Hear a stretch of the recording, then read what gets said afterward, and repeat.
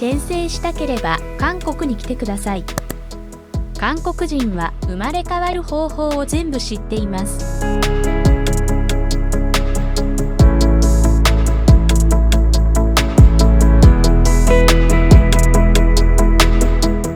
こんにちは。韓国の内情と秘密を一つ一つ明らかにしてくれる皆さんの声、トーリーです。韓国で2011年12月2日に初放映されたレッド美人イラン TV プロがあります。その放送は貧しくて阻害され、いじめられる顔障害を持って生まれた人と生まれつき顔奇形の人を探して無料で手術をしてくれる番組です。今日は韓国の整形看板プログラムラッド美人について短くご紹介します。その番組が善悪の話ではありません。レッド美人はケーブルチャンネルストーリーオンで初めて発表した後に今まで5シーズンが放映され、長寿ブランドに定着しました。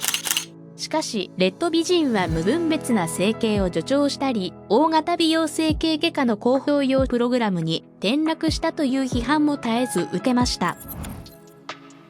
今日は外貌コンプレックスのために苦しんでいる20歳のお嬢さんの事情を紹介します。弟が体障害を持っているので、学校から帰ってくると、弟の面倒を見るしかない貧しい娘、キョシがレッド美人に申請しました。弟は精神地帯であったが、20歳の善良なお姉さんも顔にひどい不均衡顎の障害がありました。レッド美人は公開手術の選定で脱落して家に寂しく回って帰った後、制作陣が20歳善良なお姉さんとキョシを家にまた行きます。そして制作陣が優しいお姉さんの姿にレッド美人の26回の主人公に選定します。再び63日し、放送局に出た20歳の善良なお姉さん、星が現れました。司会者はスタジオに上がってきた星のバービー人形のようなシルエットを見て、先に駆けつけ、顔を確認してから驚きを禁じ得ません。出演者たちは女神級の容姿を絶賛し、彼女をショッピングモールのモデルに迎え入れ、プロに劣らない結果を生み出したといいます。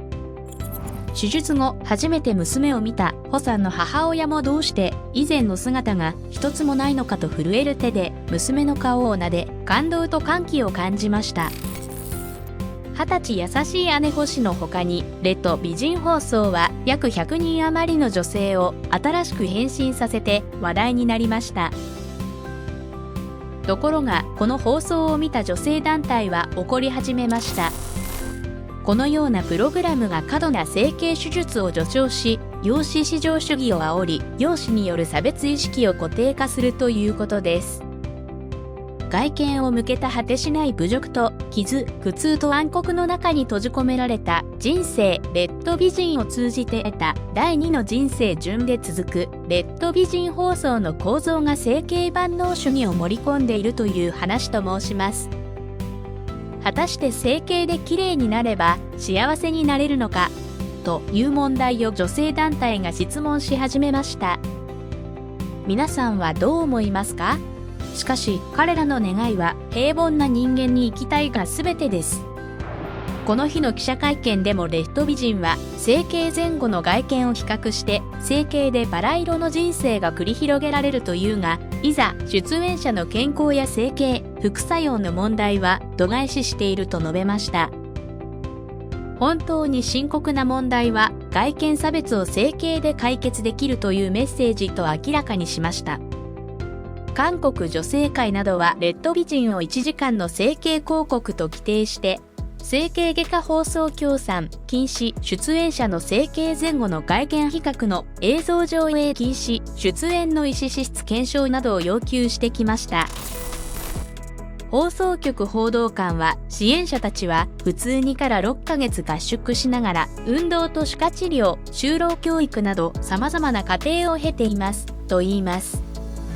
しかしこのうち特に整形という部分だけが強調されたようだとし、整形は一つの道具に過ぎず、整形でプログラムを作るのではないと述べました。しかし女性団体の圧力で結局放送そのものがなくなりました。多分4500人が志願者の中で100人余りだけ選択されるからそうだと思います。少し戸惑います。今日の結論。1、韓国女性は別の女性が綺麗にするのが好きしない。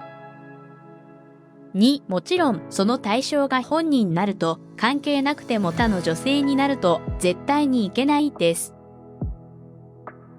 3、10年前に350万円の費用がしたが、今は技術力が良くなって250万円からも可能だとします。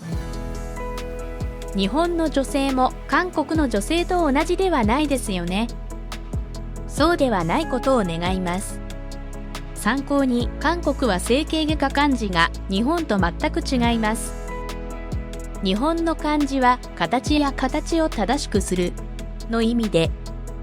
韓国の漢字は固めて完成という意味がたくさん含まれているようです。今日準備した動画はここまでです。私の話が少しでも共感できますか？次の映像が楽しみでしたらいいですよと購読を押してください。